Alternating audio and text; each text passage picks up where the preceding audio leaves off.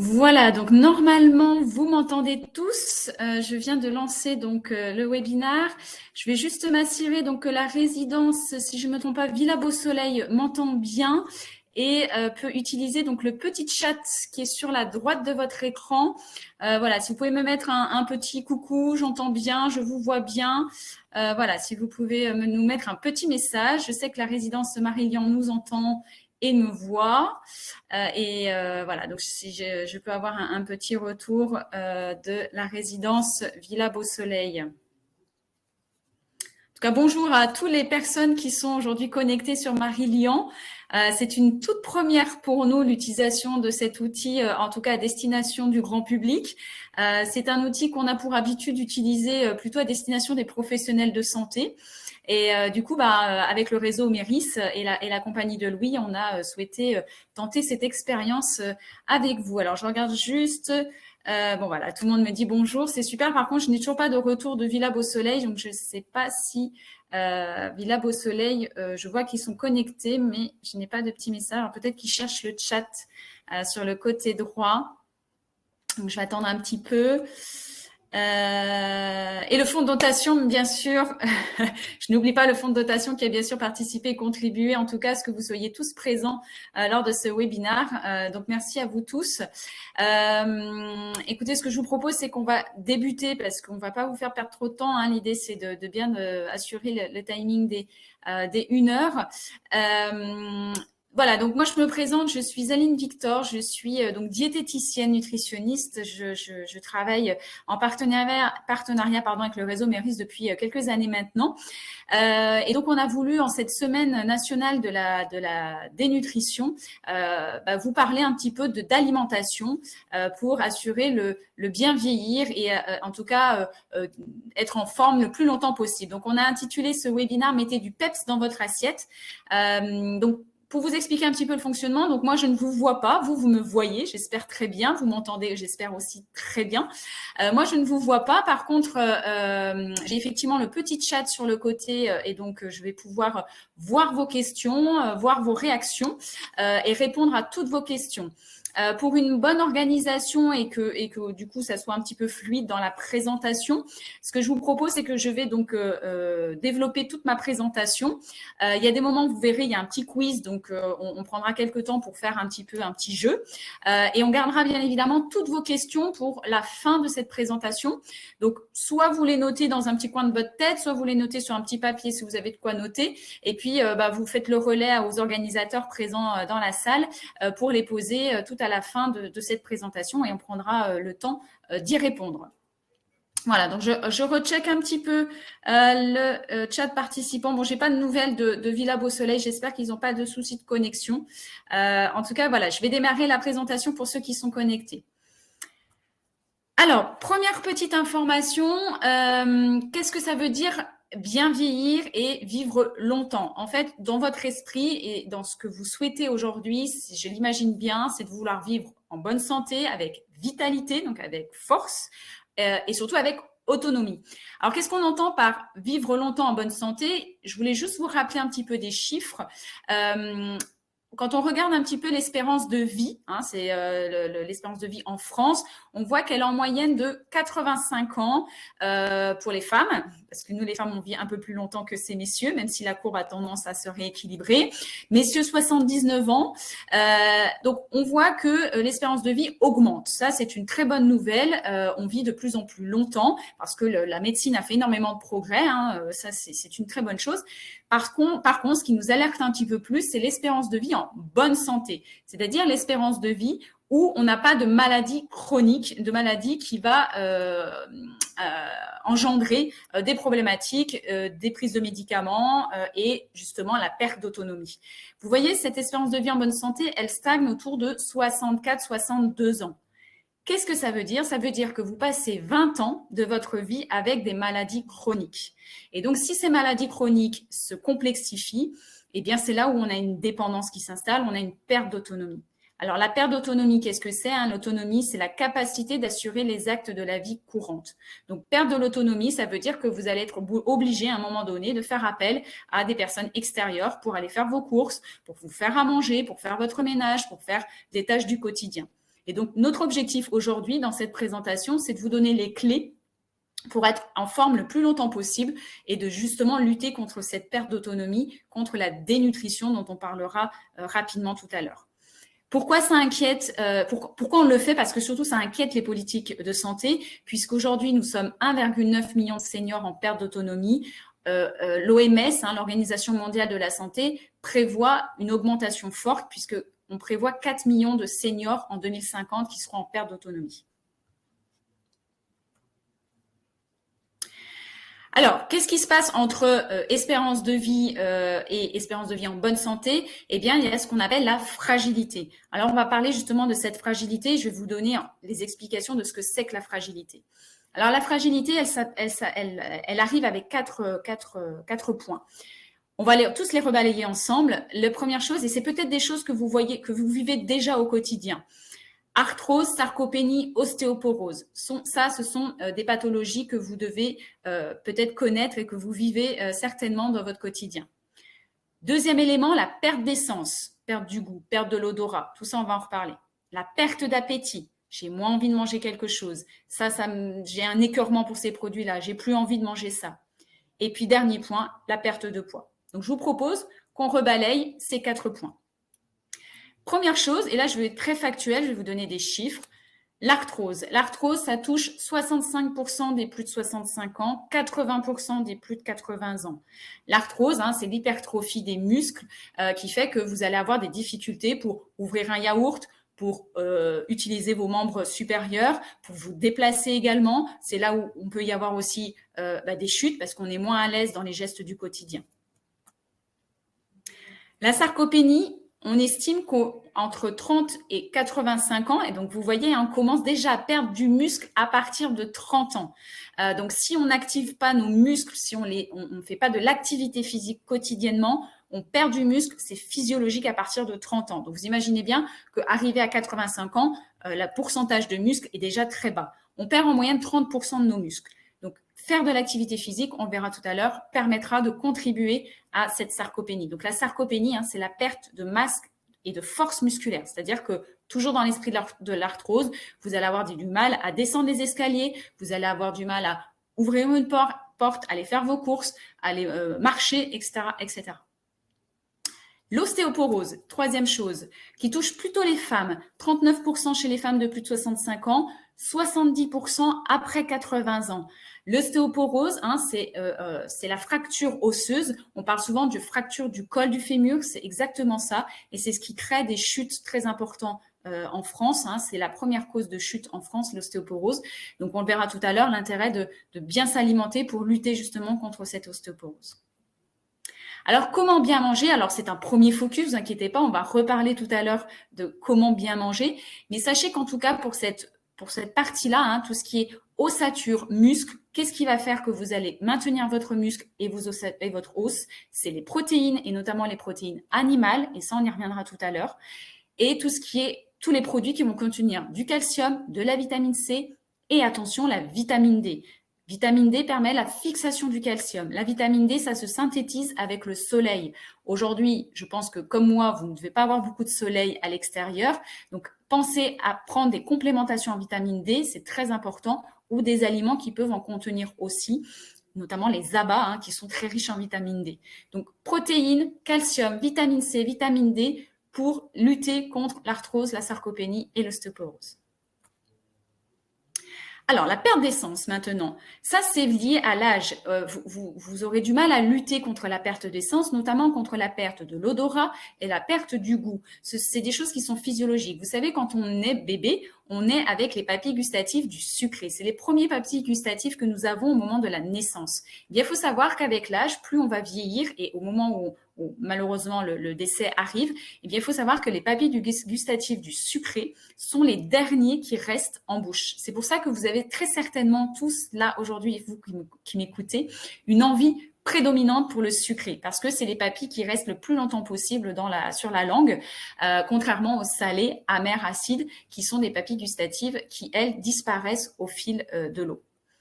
Alors, qu'est-ce qu'il faut retenir de ça? Eh bien, il faut essayer de limiter cette perte du goût et cette perte des sens, notamment avec des éléments qui peuvent engendrer une augmentation de cette perte de goût.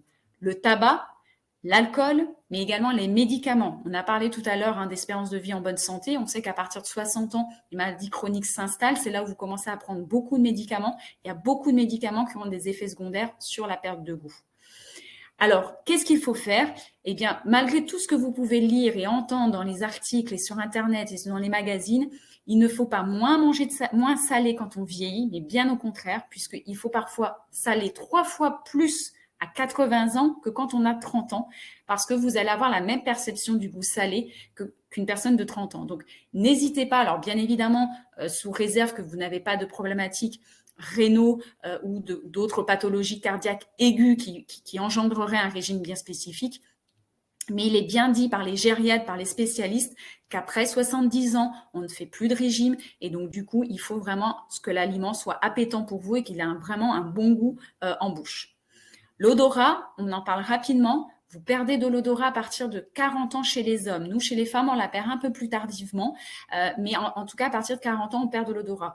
Je pense que vous avez tous eu l'occasion de manger avec un nez bouché parce que vous étiez encombré, vous étiez enrhumé. Quand on mange et qu'on n'a pas l'odeur, eh bien, on n'a pas l'impression on a du mal à distinguer en tout cas de ce qu'on mange. Donc, l'odorat fait partie, en tout cas, des plaisirs quand on mange, quand on passe à table, c'est de sentir le plat qu'on va pouvoir avoir. Donc, ça, c'est vraiment, c'est lié en fait au vieillissement. Donc, il faut arriver à lutter contre ces effets secondaires. Donc, n'hésitez pas à prendre le temps de cuisiner, à faire des plats qui sentent bon, à rajouter des épices qui vont justement augmenter les qualités olfactives du plat. Donc voilà, plaisir, variété, goût, saveur, arôme, épices, couleur, tout ça fait partie de la qualité d'un plat, la qualité de vos recettes et qui vont vous permettre justement de garder le goût de manger. Troisième élément, la perte d'appétit. Alors, quelles sont les causes de la perte d'appétit? Il y en a plusieurs, c'est multifactoriel. Je vous en ai cité quelques-uns, mais vous en avez certainement d'autres peut-être en tête. La première, c'est la perte d'essence, on en a parlé. La deuxième chose, et on l'a beaucoup vu pendant la période de Covid, pendant la période de confinement, l'isolement, la solitude. Qu'est-ce qui fait qu'on a envie de manger? C'est quand on partage un plat, c'est quand on est en convivialité avec ses amis et ses proches. Donc, le fait de s'isoler, d'être seul, effectivement, on va avoir cette perte d'appétit qui va s'installer. L'éloignement familial fait partie aussi d'isolement, de la solitude. Quand la famille est loin, eh bien, on va moins partager de repas en famille. Donc, ça fait partie des critères. La perte en mobilité. Alors, vous allez me dire, mais quel est le lien? Tout simplement, c'est que si vous avez moins l'envie d'aller faire vos courses, si vous ne vous visualisez pas ce que vous allez acheter, si ce sont des personnes qui font les courses pour vous ou parce que vous allez moins voir du monde, vous allez être moins, vous allez vous isoler au niveau social, tout ça fait que vous avez un environnement qui va vous donner, va vous donner des critères qui auront moins envie de vous apporter, en tout cas, l'envie de manger. Donc, la mobilité, le fait de sortir de chez soi, d'aller faire ses courses soi-même, de visualiser un petit peu, faire son marché, aller rendre visite aux commerçants, forcément, ça nous donne l'envie de manger, ça recrée du lien et de l'appétit. Alors, les maladies, bien évidemment, quand on a une maladie infectieuse ou une inflammatoire, quand on a la grippe, toute maladie chronique qui interviennent peuvent entraîner des pertes d'appétit. Je pense notamment au cancer qui entraîne des effets secondaires très importants en termes de perte d'appétit. Et puis les médicaments, on en a parlé, vous savez que les médicaments ont beaucoup pour certains des effets secondaires là-dessus. N'hésitez pas à demander conseil à votre pharmacien qui doit être missionné en tout cas par rapport à ça et qui doit vous aider en tout cas à alléger parfois vos traitements de médicaments qui peuvent être parfois très importants. Donc n'hésitez pas à demander conseil à vos pharmaciens, ils sont là pour vous conseiller. Et puis, je terminerai sur ce point-là pour parler effectivement de se sentir vieux, de se sentir perdre en autonomie. Le dernier critère, c'est la perte de poids. Alors, j'insiste beaucoup là-dessus, car vous avez peut-être entendu jusqu'à encore peut-être hier qu'il fallait ne pas être trop gros, ne pas avoir de l'embonpoint, que c'était mauvais pour la santé. Oui, jusqu'à un certain âge.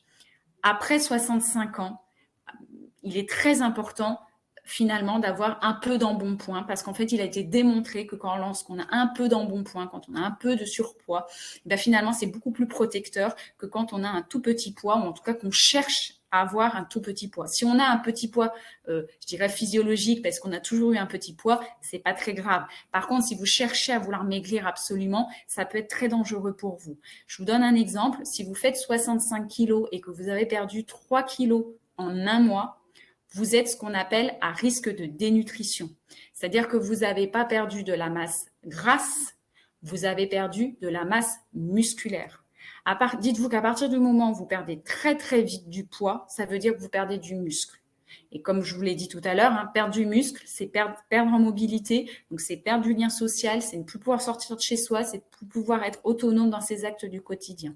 Donc très important, si vous perdez 5% de votre poids en un mois, c'est un facteur de risque de dénutrition. Et c'est une maladie très grave, la dénutrition. Alors, petite question, et donc là, je vais vous laisser le temps de partager avec les organisateurs. À votre avis, avec tout ce que je viens de vous dire, quelles sont, selon vous, les différences entre les besoins donc, caloriques, énergétiques, entre des adultes et des seniors? Je vous laisse quelques temps pour en discuter entre vous. Est-ce que vous pensez qu'on mange plus quand on est adulte, qu'on mange plus quand on est senior, ou est-ce qu'on mange finalement la même chose? Je vous laisse en discuter entre vous dans la salle et puis je laisserai aux organisateurs le temps de mettre la réponse dans le chat.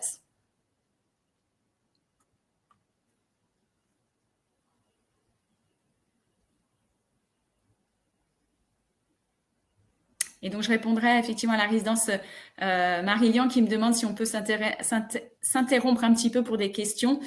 Oui, par contre, il faudra qu'on respecte bien le timing de la présentation pour pas qu'on déborde de trop. Mais bien évidemment, s'il y a déjà quelques questions, n'hésitez pas à le mettre dans le chat. Donc, à votre avis, supérieur, égal? Est-ce que on mange plus quand on est adulte, doit manger plus quand on est senior, ou est-ce qu'on doit manger l'équivalent? Donc, je laisse bien sûr le temps aux gens de répondre.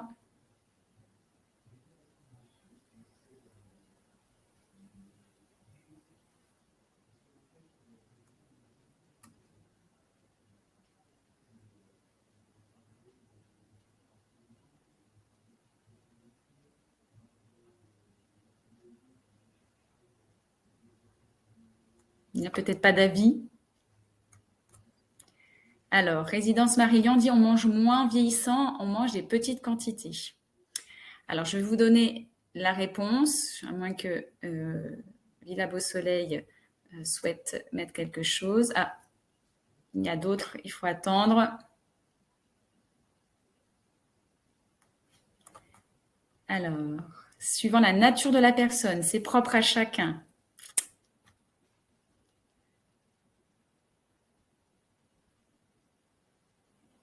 Donc, il y en a qui pensent que c'est en fonction de la personne.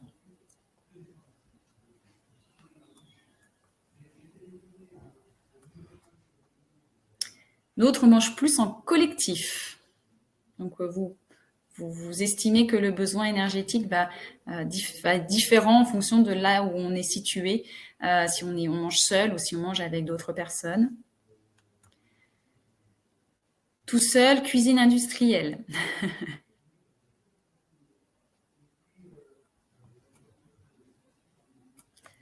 Ça ne devrait pas changer si nous n'avons pas de problème.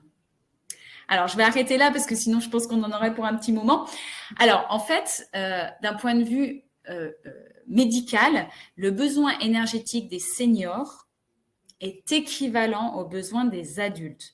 C'est-à-dire qu'il ne faut pas penser parce qu'on est âgé qu'on doit moins manger parce que justement, vous pensez que vous faites moins d'activité physique, parce que vous pensez que vous vieillissez, donc vous avez moins de besoins.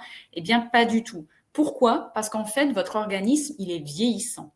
Donc, tout ce que vous allez consommer, tout ce que vous allez devoir assimiler dans votre alimentation va vous demander beaucoup plus d'énergie qu'une personne adulte. Donc, il faut que vous mangiez la même chose qu'un adulte, même si vous avez moins de besoins, parce que vous allez mettre plus d'énergie à pouvoir assimiler ces apports caloriques. Alors, bien évidemment, il y a des personnes qui vont être en capacité de manger l'intégralité parce qu'ils sont dans un lieu privilégié, parce qu'ils ont une bonne cuisine, parce qu'ils sont en couple ou parce qu'ils ont aussi des amis qui viennent souvent. Pour d'autres, effectivement, ça va être beaucoup plus compliqué parce qu'il va y avoir des maladies associées, parce qu'il va y avoir un isolement, parce qu'il va y avoir des difficultés pour diversifier son alimentation. Donc, tout ça va effectivement avoir un impact sur la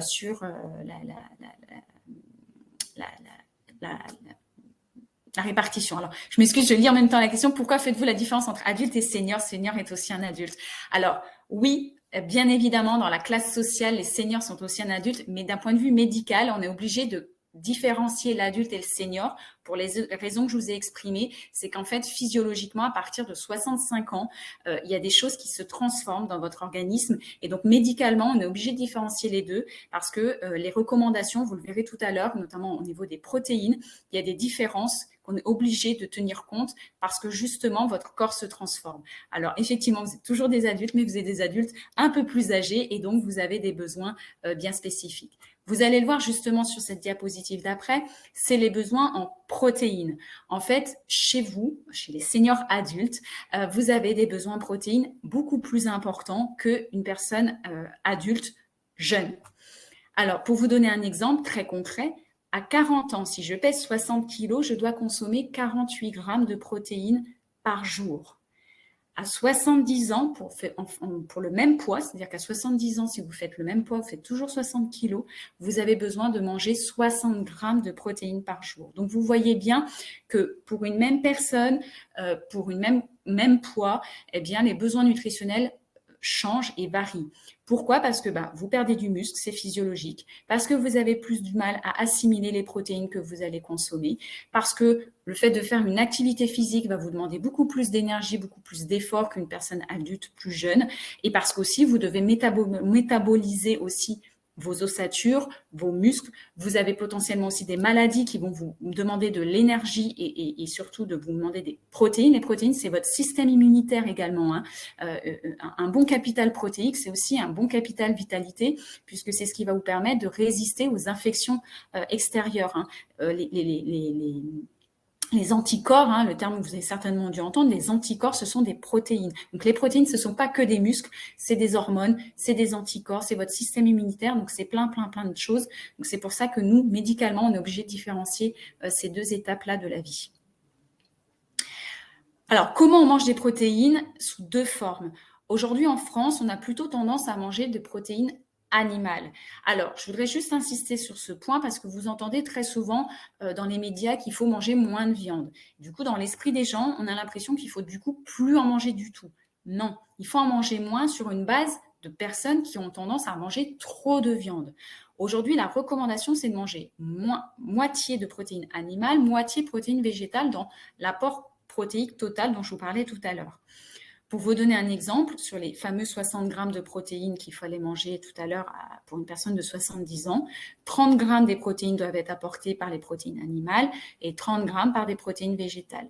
Donc, je vous ai montré une petite référence. Hein, par exemple, un steak haché, ça apporte 18 grammes de protéines versus 100 grammes de lentilles cuites, c'est 9 grammes de protéines. Donc, vous voyez bien qu'effectivement, les protéines animales vont vous apporter sous un plus petit volume beaucoup plus de protéines que des protéines végétales. Pour autant, il faut un peu des deux. Il ne faut pas supprimer l'un, il ne faut pas supprimer l'autre, mais il faut manger un peu des deux. Alors, il y en a qui vont effectivement dire, moi, je ne suis pas très fan des protéines à base de viande, mais vous avez d'autres alternatives comme le poisson, comme les œufs, comme également les produits laitiers qui sont une très bonne source de protéines animales et qui en plus sont source de calcium et de vitamine D. Alors, on va faire un petit jeu maintenant. Donc, comme tout à l'heure, donc là, c'est simple, ça va être des réponses par vrai ou par faux.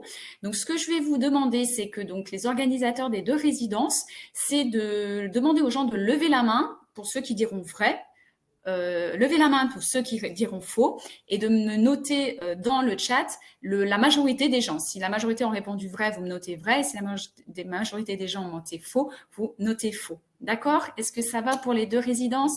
Donc, vous voyez, c'est des questions très claires, très simples. Il leur faudra juste répondre par vrai ou par faux et demander aux gens de lever la main. Allez, on commence. Donc, premier jeu. À votre avis, on doit manger moins de viande quand on vieillit? Est-ce que c'est vrai ou est-ce que c'est faux? Donc, je vous laisse lever la main. Ceux qui pensent que c'est vrai, vous levez la main. Et puis par déduction, ceux qui pensent que c'est faux, il suffira de lever la main.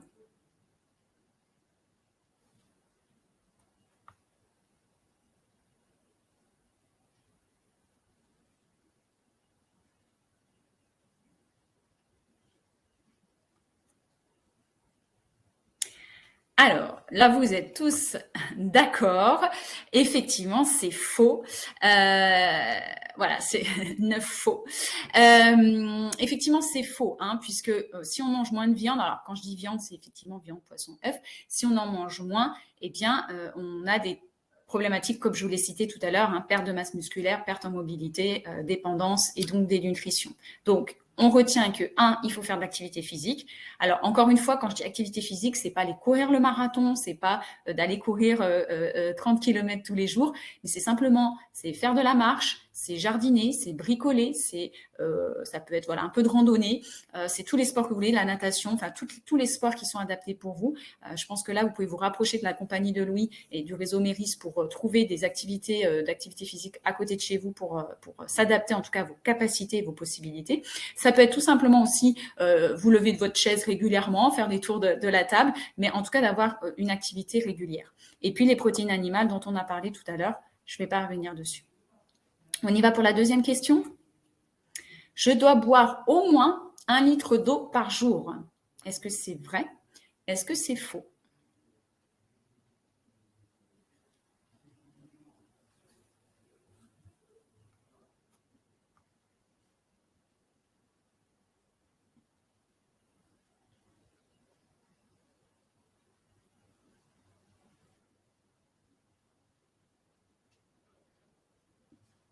Alors, je vais attendre la réponse de Beau Soleil.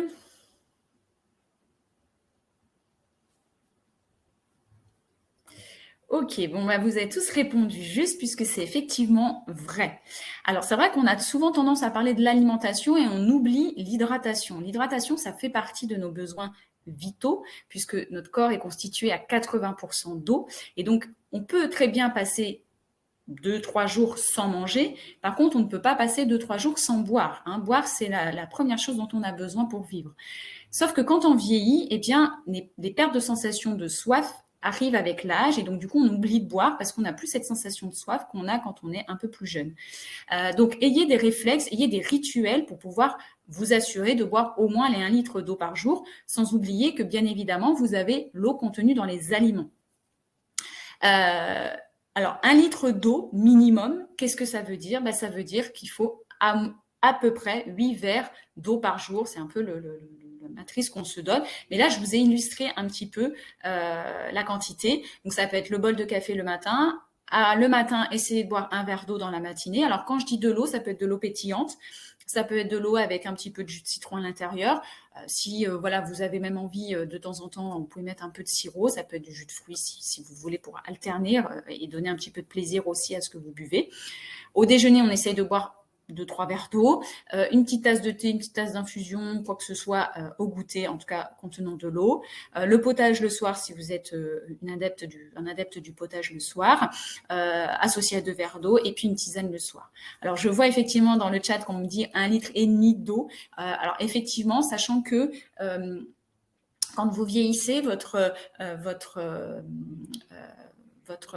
masse d'eau diminue aussi avec l'âge. Donc c'est vrai qu'on dit beaucoup 1,5 litre d'eau quand on est adulte, mais physiologiquement, votre masse d'eau diminue aussi avec l'âge. Donc 1 litre d'eau, déjà, c'est largement suffisant si vous arrivez déjà à boire 1 litre d'eau. Si vous en buvez 1,5 litre ou 2 litres, c'est très très bien. Attention de ne pas trop en boire non plus et pas de trop grosses quantités. Pourquoi? Parce que vous allez surcharger votre rein et ensuite c'est le rein qui fait office d'élimination de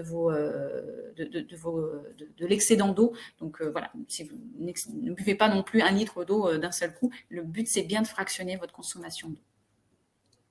On y va pour la troisième question, vous êtes tous prêts? 3 repas par jour, c'est suffisant après 65 ans.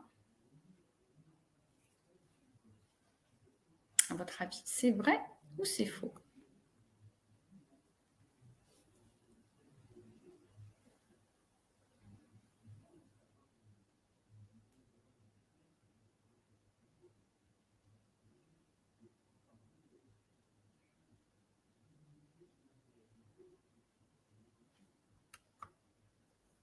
Alors, j'ai déjà la résidence Marie-Lyon qui a répondu.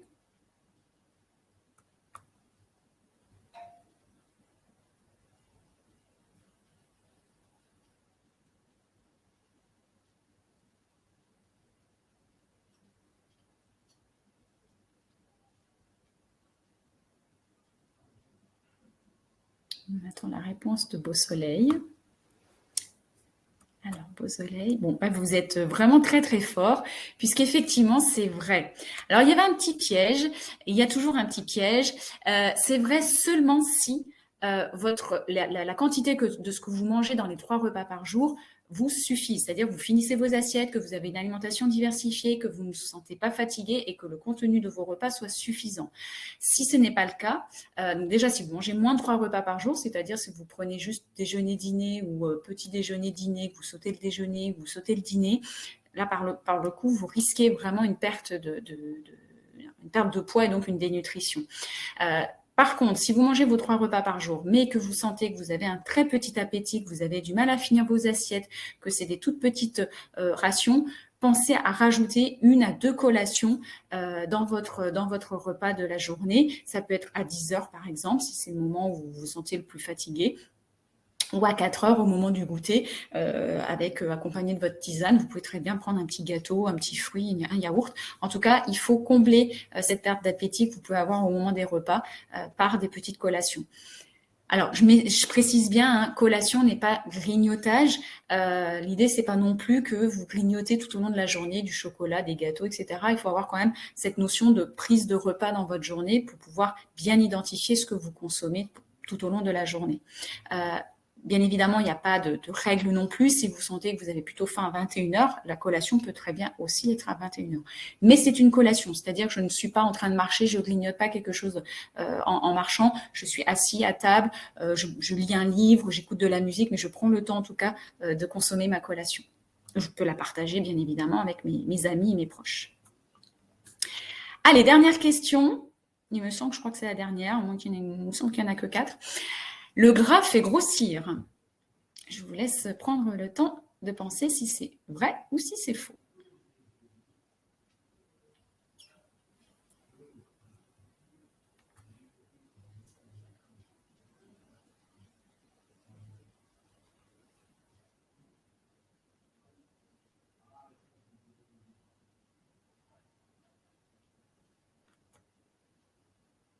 Alors, j'ai là toujours Marie-Lyon est très rapide dans la réponse. Ah, ça dépend du gras, on me dit. Alors, en tout cas, vous avez tous répondu faux et avec une petite aparté sur cela dépend du gras. Alors, faux, en effet. Ce qu'on entend souvent, c'est que le gras fait grossir. Il faut que vous ayez en tête que aucun aliment ne fait grossir. C'est effectivement, comme le dit la résidence Marie-Lyon, c'est la quantité, donc c'est l'excès. Mais je dirais c'est l'excès pour tout. C'est l'excès pour le sucre, c'est l'excès pour les féculents, c'est l'excès pour les fruits. En fait, à partir du moment où vous allez tout manger en excès, c'est ça qui va faire grossir. En vous rappelant quand même qu'après 70 ans, ce qu'on veut, c'est que vous ne perdiez pas du poids, mais que vous mainteniez en tout cas un poids adapté, idéal pour ne pas avoir des maladies associées. Le gras, c'est aussi un bon élément pour donner du goût. Alors après, il y a des gens qui n'aiment pas le gras, hein, ça s'entend, mais si vous voulez garder de l'appétence pour les produits, il est vrai que le fait de cuisiner avec un peu de beurre, un peu d'huile, un peu de matière grasse, ça permet de redonner du goût aux produits, d'avoir de l'onctuosité aux produits. Hein. D'autant plus que, au-delà de l'énergie que ça apporte, c'est aussi une bonne source de vitamines. Hein. On en trouve dans le beurre, c'est plutôt la vitamine A, donc tout ce qui est matière grasse animale, beurre et crème, et vitamine E dans les huiles végétales. Hein. Mais petite aparté, mais on en parlera tout à l'heure aussi, dans les huiles, on retrouve aussi de l'oméga 3 qui sont des excellentes sources pour la mémoire. Hein. Donc, ça a été prouvé pour la maladie d'Alzheimer. Ça contribuera en tout cas à améliorer notre mémoire, mais on en reparlera tout à l'heure. Donc, aucun aliment ne fait grossir. Il faut manger varié. Donc, petit résumé, et ensuite je répondrai bien évidemment à vos questions. Donc, ce qu'il faut retenir, c'est qu'il faut, pour maintenir son capital muscle, des protéines animales, du calcium, de la vitamine D et faites de l'activité physique. Donc, de la viande, du poisson, des œufs, des produits laitiers, un peu d'ensoleillement si vous habitez dans le sud, si vous avez l'occasion d'aller dans le sud, c'est l'idéal. Sinon, on prend des ampoules de vitamine D, on en parle à son médecin. Et puis de l'activité physique, régulièrement, tous les jours, on marche une demi-heure, 1 heure, enfin ce qu'on est capable de faire en fonction de ses capacités. Deuxième chose, on s'hydrate correctement. On perd la sensation de soif, on perd environ 6 litres, hein, c'est pour ça que je vous parlais tout à l'heure, hein, on perd la quantité d'eau avec les années. On perd environ 6 litres en 40 ans. Donc, vous voyez bien que ce besoin d'eau, il est très important. Donc, hydratez-vous bien. N'attendez pas d'avoir soif parce que vous risquez d'attendre longtemps. Donc, hydratez-vous tout au long de la journée, même quand vous n'avez pas soif. Si on peut qualifier d'un menu anti-âge, parce que c'est un peu le terme marketing qu'on entend aujourd'hui sur les produits cosmétiques, donc j'aime bien utiliser ce terme-là, ça serait le régime méditerranéen. Même si j'aime pas trop le terme régime, en tout cas, l'approche méditerranéenne est une très bonne approche. Il a été maintes et maintes fois reconnu pour justement mieux prendre en charge le vieillissement, pour être en meilleure santé. Donc, c'est quoi le menu méditerranéen? C'est des bonnes graisses, donc c'est des oméga 3, des oméga 6, donc c'est tout ce qui est poisson gras, mais également les huiles végétales comme l'huile de colza, l'huile de noix, l'huile de noisette, toutes ces huiles végétales. Donc, variez les huiles, variez les poissons gras. Donc, des très bonnes graisses quand vous cuisinez et quand vous consommez vos aliments. Les fibres, donc les fibres végétales qu'on va retrouver dans les fruits et les légumes. Et pensez bien évidemment à les consommer crus le maximum, le plus longtemps possible. Si vous avez des problèmes de dentition, bien évidemment, il faut essayer de les prendre des fruits bien mûrs. Mais c'est important, ces fibres, parce que d'une part, ça va contribuer effectivement au maintien de votre capital, de votre système cardiaque. Ça va aussi actionner votre système digestif. Et aujourd'hui, il y a beaucoup d'études qui montrent qu'il y a un lien entre cerveau et système digestif. Donc, si vous avez une flore intestinale qui est bonne, qui est donc bien nourrie par ces fibres, vous risquez effectivement, vous aurez en tout cas l'avantage de pouvoir avoir une qualité de digestibilité des aliments beaucoup plus important que si vous avez une flore intestinale de mauvaise qualité. Donc, mangez des fibres, fruits et légumes. Également les céréales que moi je qualifie de non raffinées, ça veut dire des céréales complètes, donc du pain complet, du pain au seigle, ça peut être des... Alors, tout le monde n'est pas très fan, mais les pâtes, le riz complet, c'est aussi des produits très, très, très bons. Mais pensez effectivement au pain et pour privilégier en tout cas le maintien des fibres à l'intérieur de ces céréales. Également, les légumes secs, on en a parlé tout à l'heure, en plus d'être source de protéines végétales, elles sont aussi très bonnes sources de fibres. Donc, les lentilles, les pois chiches, voilà, tous ces légumes secs qu'on a un peu oubliés, qu'on a un peu mis de côté, n'hésitez pas, en salade, en garniture, c'est parfait. Et puis les antioxydants. Alors les antioxydants, ça lutte contre ce qu'on appelle les radicaux libres. En fait, quand on vieillit, malheureusement, il y a des radicaux libres qui s'installent, donc des petites cellules qui sont pas très à l'aise dans leur élément. Et donc ces cellules, au bout d'un moment, elles vieillissent mal, et c'est ce qui peut créer, vous savez, la peau flétrie, le visage qui s'étire, des cellules qui vont s'altérer, etc. Le diabète, c'est comme ça aussi qu'il s'installe. Donc les antioxydants, c'est des aliments qui vont aller lutter contre les radicaux libres. Donc ces antioxydants, c'est tous les vitamines et minéraux qu'on va retrouver dans finalement tous les aliments que je vous ai cités, les céréales, les fruits, les bonnes graisses, les légumes secs, les fruits, les légumes, voilà, je vous ai dit. Donc c'est vraiment, en fait, les antioxydants, pour être sûr d'en consommer, il faut manger varié. Donc ne supprimez aucun aliment de votre alimentation. Tous les aliments sont porteurs d'antioxydants et sont nécessaires au menu anti-âge.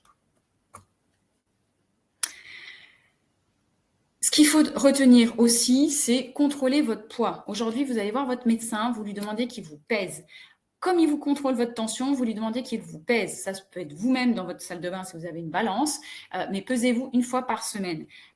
Parce que pourquoi? Comme je vous l'ai dit, une perte de poids rapide, c'est que vous perdez du muscle. Et si vous perdez du muscle, ça veut dire que vous êtes en train de perdre en autonomie et que vous risquez d'aller vers la dépendance. Donc, ce n'est pas ce qu'on veut. Donc, contrôlez votre poids régulièrement, comme on vous contrôle votre tension. Et dernier point, et je finirai là-dessus, manger avec plaisir, dans la convivialité, parce qu'il n'y a rien de meilleur que de partager un bon plat avec ses amis, avec ses proches, dans la mesure du possible. Voilà, donc c'est vraiment une règle clé si vous voulez pouvoir vieillir en convivialité, vieillir en bonne santé avec vos proches. Voilà, donc moi j'en ai fini. J'espère qu'en tout cas j'ai été claire dans mon explication. Je vous laisse du coup maintenant le temps de rédiger vos questions auprès de vos organisateurs qui sont du coup dans la salle. Voilà, je vous laisse bien évidemment le temps qu'il faut pour rédiger les petites questions.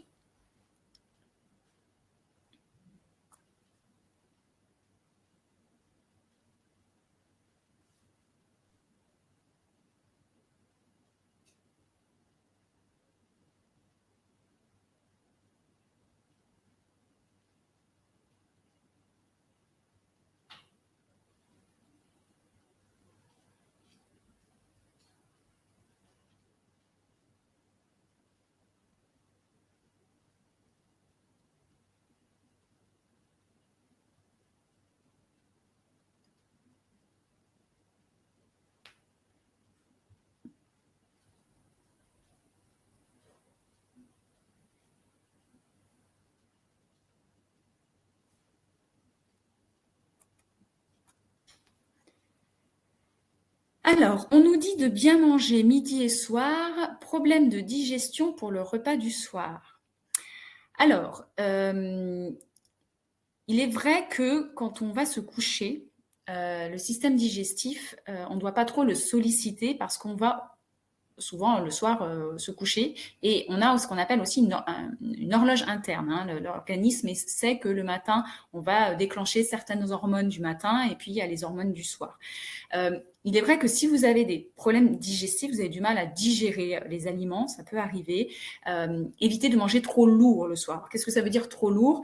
Ça ne veut pas dire il ne faut pas manger en petite quantité, c'est pas ça, parce que souvent ce qu'on voit chez les personnes âgées, c'est que vous mangez juste une soupe, un yaourt et puis vous allez vous coucher. Non, parce que du coup en apport calorique, c'est pas suffisant. Par contre, ce que on va plutôt vous préconiser, c'est d'éviter peut-être ce qui est dur à digérer, donc les fibres, et notamment les fibres, ce qu'on appelle des fibres insolubles, donc les céréales, enfin le pain complet par exemple le soir peut être dur à digérer. Peut-être qu'il vaut mieux manger effectivement des légumes en forme de potage que de manger une crudité ou des carottes râpées ou des salades de tomates, des crudités qui vont être dures à digérer, ou même des fruits qui peuvent être un petit peu durs à digérer, donc plutôt privilégier les compotes, les choses comme ça. Mais pour autant, il ne faut pas moins manger. On va éviter aussi, par exemple, de manger une pizza qui va être très riche, très, très gras et qui va être très lourd à digérer, et plutôt privilégier peut-être du poisson avec des légumes ou juste un petit plat de pâtes avec une petite sauce tomate et puis quelques gruyère râpée dessus, voilà, de faire des choses assez simples le soir si vous avez des difficultés pour manger. Par contre, il ne faut pas manger, il faut manger léger comme je le vois, il préfère manger le soir léger, oui, par contre, on ne mange pas moins en quantité. Il faut qu'il y ait quand même vos apports caloriques sur le soir parce que sinon, vous allez être en carence nutritionnelle. Donc, faites bien la distinction entre manger léger et manger peu. Manger léger, ça veut dire manger des choses qui sont faciles à digérer. Donc, effectivement, on va éviter les fibres, les fibres, les crudités, tout ce qui est cru, fruits, légumes crus. On va éviter effectivement tout ce qui est fibres, donc éviter de manger des haricots rouges ou des lentilles le soir. Mais par contre, manger du poulet ou de manger du poisson ou manger un plat de pâtes, si c'est pas trop riche en crème, en lardons, etc., il sera très facile à digérer le soir. Ça, c'est une fausse idée reçue. Alors, quelle quantité de chocolat le soir est-ce que c'est toléré? Oui, oui, et d'autant plus oui que ça crée du plaisir, ça libère de la dopamine, l'hormone du plaisir, le chocolat.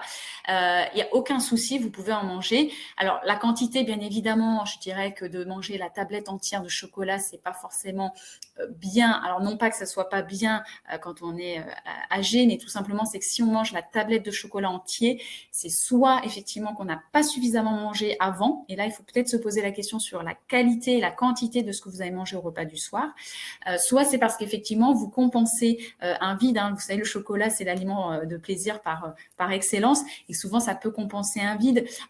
Donc, peut-être essayer effectivement de compenser le vide par d'autres moyens que de manger la tablette de chocolat. Ça peut être de passer un petit coup de fil à ses proches, ça peut être simplement écrire une lettre à quelqu'un, ça peut être, voilà, il y a plein de choses à faire pour essayer de combler ce vide, si en tout cas le chocolat a cet objectif-là.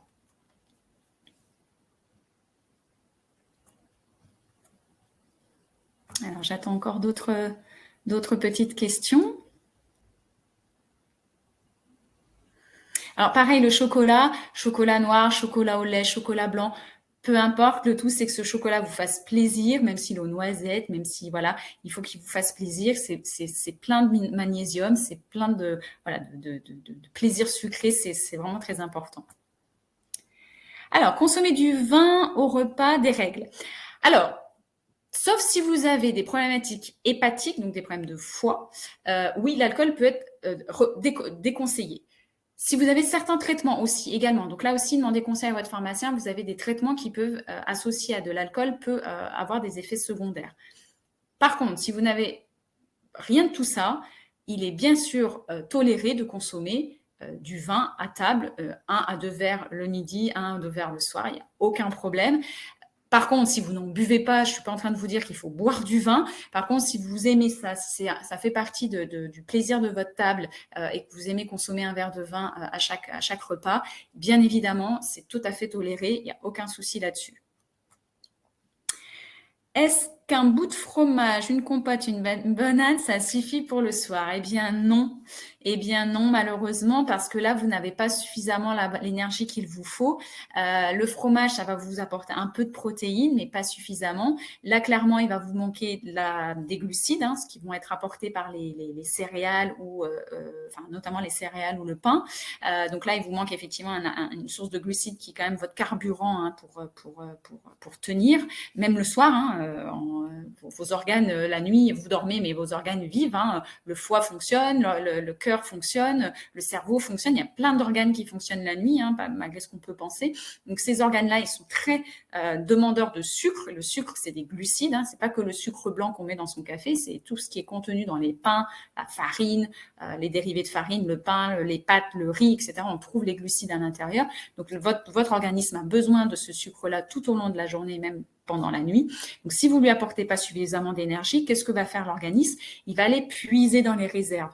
Et donc, quand il va aller puiser dans les réserves, il va d'abord puiser dans les réserves, donc là où est stocké le sucre, donc essentiellement dans le foie. Mais une fois qu'il a puisé dans les réserves et qu'il n'a plus rien, qu'est-ce qu'il va faire? Il ne va pas aller chercher dans les graisses, il va aller chercher dans les muscles. Donc c'est pour ça que si vous ne mangez pas suffisamment, au bout d'un moment, l'organisme, lui, il n'aime pas être en carence. Il va aller chercher ses sources, il n'y a pas de souci, il va savoir où les puiser, sauf qu'il va les puiser dans les muscles. C'est-à-dire qu'il va prendre les protéines de vos muscles, il va les transformer en sucre pour en trouver de l'énergie. Donc non, il faut bien évidemment manger suffisamment. Alors, qu'est-ce que ça veut dire manger suffisamment? Alors, c'est très dépendant des personnes. Vous avez des personnes, déjà vous êtes hommes et femmes, il y a des gens qui font beaucoup d'activités physiques, d'autres beaucoup moins. Donc, c'est difficile de donner des quantités, mais en tout cas, il faut qu'il y ait idéalement un fruit, un légume, un produit céréalier, un produit laitier. Et si vous n'avez pas mangé de viande à midi, ou si vous n'avez pas mangé suffisamment de viande ou de poisson ou d'œuf le soir, remangez une petite source de protéines le soir.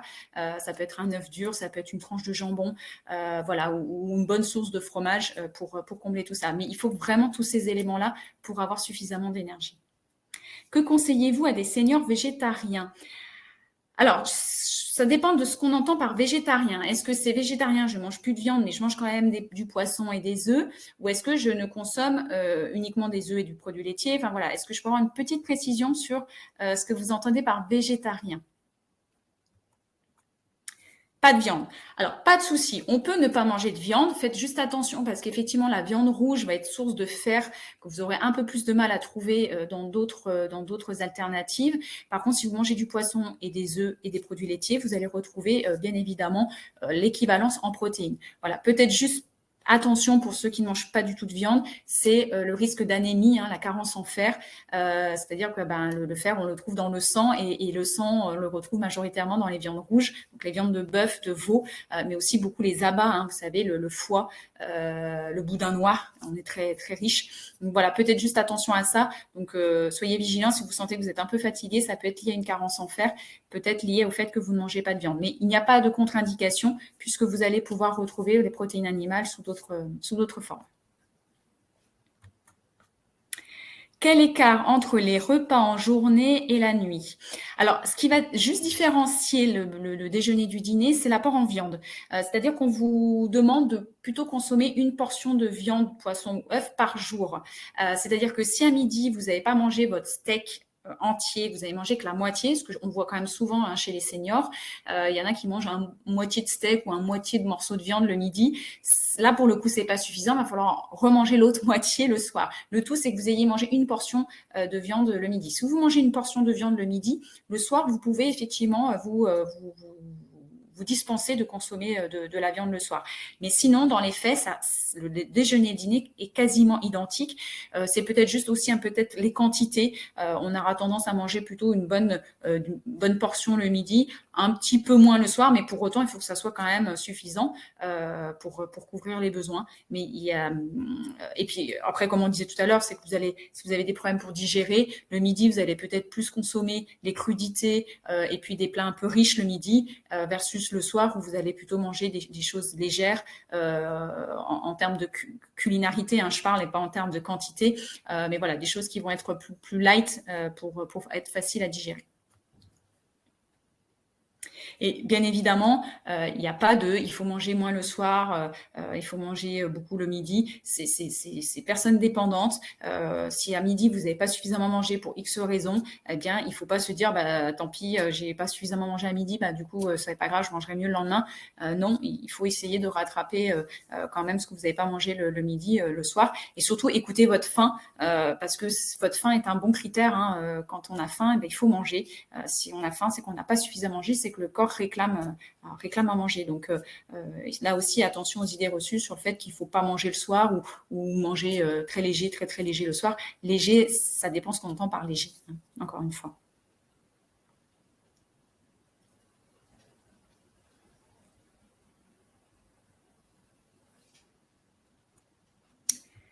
Alors, et la charcuterie. Alors, vous avez peut-être entendu des messages à la télé ou dans des forums ou dans des congrès sur le fait qu'il fallait aussi manger moins de viande, mais aussi moins de charcuterie. Pourquoi on vous demande de manger moins de charcuterie? Notamment pour les apports en sel et en nitrites, qui sont potentiellement cancérigènes. Encore une fois, si vous aviez l'habitude de manger un saucisson par jour, oui, il faut moins en manger. Par contre, si vous avez plutôt tendance à manger de la charcuterie, alors quand je dis charcuterie, hein, c'est vraiment les aliments type saucisson, pâté, rillettes, voilà, ce genre de charcuterie-là. Si vous aviez tendance à en manger une fois par semaine, voire 2 fois par semaine, gardez ces habitudes-là, il n'y a aucun problème. Ça fait partie d'une alimentation équilibrée. Évidemment, on va éviter de manger un saucisson par jour tous les soirs devant la télé en guise d'apéritif, voilà. Mais encore une fois, tout est question de quantité, donc pas de contre-indication pour la charcuterie. Ça fait partie tout à fait des aliments en plus culturels chez nous en France.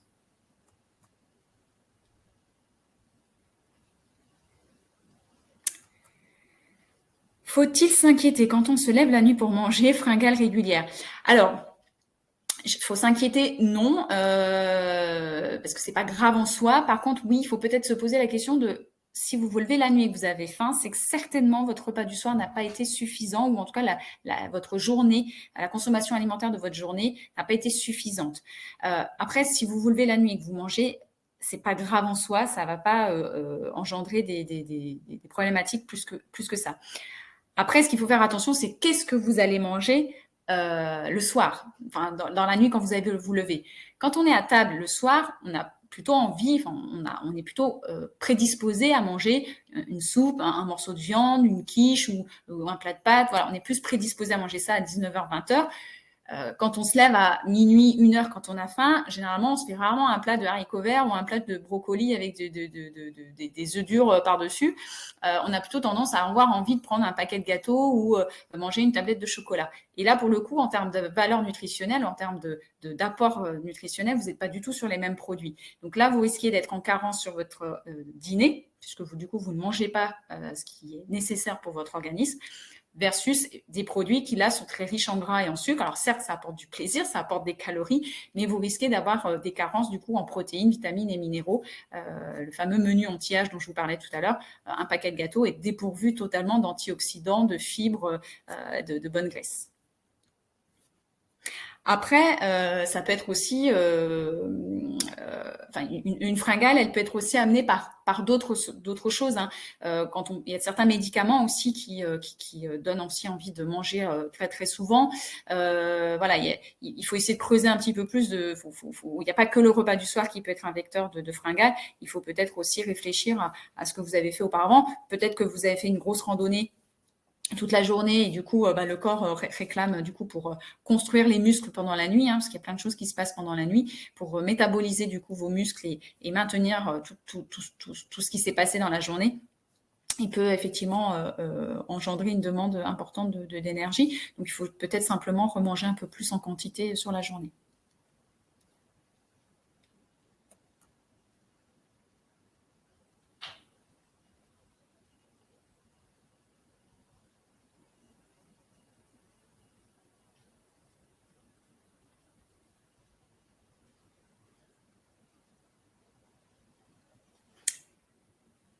Alors, mon mari Alzheimer se lève pour manger la nuit. Alors là, c'est complètement différent parce qu'effectivement, un des premiers symptômes de la maladie d'Alzheimer, enfin un des premiers impacts de la maladie d'Alzheimer quand elle s'installe, c'est ce qu'on appelle la déambulation. C'est la perte de notion de temps, de notion d'espace. Donc, c'est des personnes qui déambulent beaucoup. Alors, dans la maladie d'Alzheimer, c'est un peu particulier parce qu'en fait, du coup, les besoins nutritionnels sont d'autant plus augmentés qu'ils déambulent beaucoup. En tout cas, si c'est ce cas-là. Donc là, j'allais dire que dans ces pathologies-là, il faut les laisser manger ce qu'ils veulent, à n'importe quelle heure de la journée, boire aussi s'ils ont besoin de s'hydrater, notamment parce que ça apaise. Souvent, ça les apaise le fait de manger quelque chose dans la nuit. Ça permet de les canaliser dans le moment de la nuit qui peut être aussi un peu perturbant pour eux. Donc ça, c'est tout à fait normal et c'est lié à la maladie. Que dois-je lui laisser à disposition ? Tout ce qui va être facile à manger. Alors, à savoir, s'il n'a pas de trouble de déglutition, s'il n'a pas de difficulté pour avaler, j'allais dire des petits biscuits, ça peut être des petits morceaux de fromage, des choses qui vont être faciles à manger, qui ne vont pas lui nécessiter, bien évidemment, l'ouverture d'un yaourt, la tenue d'une cuillère, etc. Donc, voilà, des madeleines, des petits bonbons au chocolat, ça peut être des morceaux de fromage, etc. L'idée, c'est qu'ils s'alimentent. Alors, idéalement, bien évidemment, il faut savoir qu'il y a des produits qui sont ce qu'on appelle du manger main, hein, des produits qui sont faciles à manger, mais qui sont en plus enrichis en protéines. Donc ça existe. Donc, il faut essayer de privilégier effectivement des aliments qui vont être source de bonnes valeurs nutritionnelles. Mais pour autant, voilà, vous pouvez lui donner des biscuits, des morceaux de fromage. Ça peut être. Après, faut avoir la capacité d'eux, mais ça peut être aussi vous qui fassiez des petits cakes salés, sucrés, des choses que vous faites vous-même qui puissent être mangées à la main.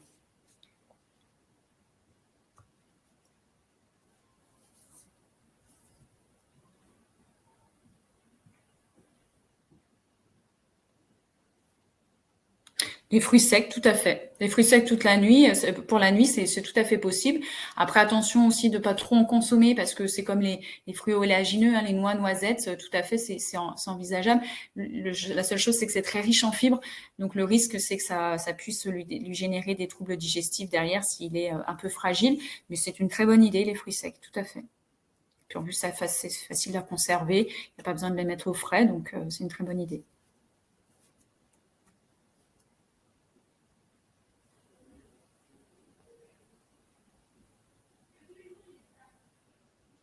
Les fruits secs d'ailleurs, hein, les fruits secs et oléagineux, j'en ai pas parlé, hein, les noix, noisettes, mais aussi des abricots secs, les raisins secs, les figues sèches, ce sont des très bons aliments qui contiennent des fibres et des antioxydants, hein, dont on parlait tout à l'heure, parce qu'en plus ils sont concentrés, il y a plus d'eau à l'intérieur, donc pour des très petits volumes, vous avez énormément de fibres et d'antioxydants. Alors, dans les fromages, alors je ne comprends pas la question dans les fromages.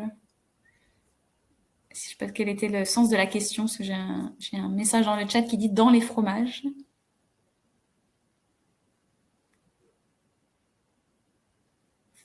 Si on peut peut-être reformuler la question.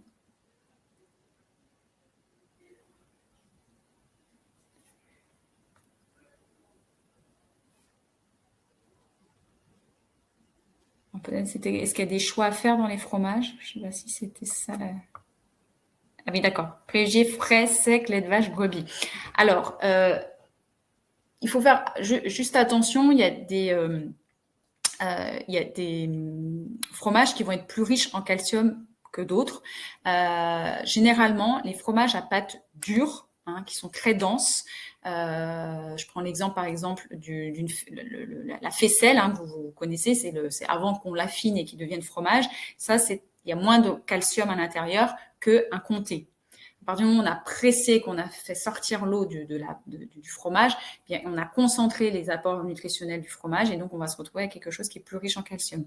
Donc, idéalement, c'est vrai qu'il vaut mieux consommer tout ce qui est pâte pressée, hein, les pâtes bien dures. Même chose pour le fromage de chèvre. Il vaut mieux manger une chèvre un peu dure que du chèvre frais. Pour autant, vous allez retrouver du calcium dans d'autres sources que le fromage. Vous allez retrouver du calcium dans le lait, dans les yaourts, dans le fromage blanc. Donc, à partir du moment où vous mangez des produits laitiers à chaque repas, le matin, le midi et le soir, vous pouvez bien évidemment varier amplement vos fromages, prendre du frais, du sec, du lait de vache, du lait de brebis. Il n'y a pas de souci. Le tout, c'est d'alterner et de ne pas avoir uniquement un seul produit en consommation. Je dirais peut-être la seule chose d'éviter, mais c'est peut-être pas non plus ce que vous consommez, mais éviter effectivement tout ce qui est, alors je ne vais pas faire de la pub, mais vache qui rit, les fromages, vous savez qu'on appelle les fromages un peu fondus, les fromages un peu comme ça, là, où là, pour le coup, c'est plutôt à destination des enfants. Et là, les apports en calcium, et en plus, il y a plein d'autres choses à l'intérieur qui sont pas très bons pour la santé. Donc, prenez plutôt voilà, des fromages chez votre fromager ou en rayon à la coupe, c'est bien meilleur. Alors, en termes de calcium, le comté est meilleur que le camembert. Oui, il y a plus de calcium dans le comté que dans le camembert. Maintenant, encore une fois, je vous dis ça, le but, c'est pas de manger du comté matin, midi et soir. Par contre, si vous êtes quelqu'un qui a du mal à consommer des produits laitiers, c'est vrai que si vous en consommez pas beaucoup, si par exemple vous en mangez qu'une fois par jour parce que vous n'êtes pas un friand de produits laitiers, alors là, il vaut mieux effectivement que vous alliez vers les fromages qui contiennent le plus de calcium. Et donc, le comté est effectivement plus riche que le camembert. Maintenant, si vous êtes un amateur de fromage et que quand le plateau de fromage arrive, que vous avez tendance à balayer l'ensemble du plateau, vous pouvez manger du camembert, il n'y a aucun problème. D'ailleurs, le camembert, alors pour le coup, est moins gras que le comté. Donc ça, c'est l'autre avantage du camembert. Mais voilà, sinon, si on focus vraiment sur l'intérêt du calcium et de la protéine, le comté fait partie des fromages les plus riches. Le lait de vache conseillé. Je conseille ni le lait de vache, ni le brebis, ni le lait de chèvre. Il n'y a pas de conseillé ou de déconseillé. Tout est très bon pour la santé. Le lait, en tout cas, le calcium du lait de vache aujourd'hui a été est longtemps reconnu pour son efficacité en termes de digestibilité versus le calcium du lait de brebis, lait de chèvre où il y en a un petit peu moins et la digestibilité est un peu moindre. Mais c'est vrai qu'on va dire que culturellement, on a plutôt l'habitude de manger des fromages à base de lait de vache, des yaourts à base de lait de vache. Donc, j'allais dire varier si vraiment vous n'aimez pas le goût du lait de vache ou si vous avez du mal à le tolérer, pourquoi pas. Juste petite précision par rapport à ça, parce que c'est peut-être aussi le sens de la question. J'entends souvent des personnes âgées dire je suis allergique à la protéine de lait de vache ou je suis allergique je digère pas le lait de vache. Ce que vous ne digérez pas, c'est certainement le lactose qu'il y a dans le lait de vache. C'est pas le lait de vache en général, parce que comme je vous l'ai dit, quand on vieillit, l'intestin travaille moins bien. Du coup, on a des enzymes qui permettent de digérer certaines molécules dans les aliments, dont le lactose qui est contenu dans le lait. Par contre, attention, quand on mange du fromage ou quand on mange un yaourt, il y a très peu de lactose à l'intérieur. Donc, là où on a beaucoup de lactose, c'est dans le lait. Donc, à moins que vous buviez 1 litre, 2 litres de lait par jour, oui. Maintenant, si vous êtes intolérant, si vous êtes intolérante au lactose, vous pouvez largement manger du fromage, il n'y en a quasiment plus. Voilà. Donc, lait de vache, bien évidemment, vous pouvez en consommer.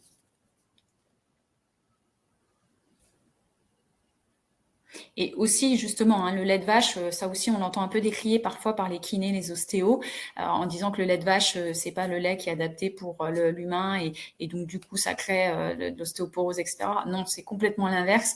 Au contraire, les produits laitiers, encore aujourd'hui, ça a encore largement été prouvé, contribuent au maintien de l'ossature et donc prévient l'ostéoporose de façon beaucoup plus importante. Exactement, le lait de vache, c'est bon pour l'arthrose. Oui, malgré les idées reçues ou en tout cas les messages qu'on peut vous faire passer, il n'y a aucune contre-indication. En tout cas, le lait de vache ne crée pas de l'arthrose ou ne vient pas engendrer des difficultés par rapport à l'arthrose, bien au contraire. L'arthrose, vraiment, pour lutter contre l'arthrose, c'est de faire de l'activité physique, manger des protéines, maintenir sa masse musculaire. Et puis après, c'est physiologique. Malheureusement, on ne peut pas tout le temps lutter contre la physiologie de l'organisme. Mais en tout cas, on peut essayer de les limiter, en tout cas. Je vais peut-être prendre une dernière question, parce que je vois que l'heure avance. Je prends une dernière question, et puis ensuite, on mettra un terme à cette présentation. Juste pendant que la dernière question arrive, simplement pour vous dire que donc à l'issue de cette présentation, une deuxième animation a lieu vendredi. Hein, je pense que vous en avez entendu parler. Je serai présente pour justement répondre à d'autres de vos questions si vous le souhaitez sur l'EHPAD Le Cercle à Sathonay-Camp. Donc on sera 2 personnes, donc moi-même plus une autre diététicienne, pour répondre bien évidemment encore à vos questions et vous présenter aussi des solutions nutritionnelles si vous le souhaitez pour répondre en tout cas à ces besoins spécifiques. Donc, je ne sais pas s'il y a d'autres questions, je n'en vois pas pour l'instant dans le chat.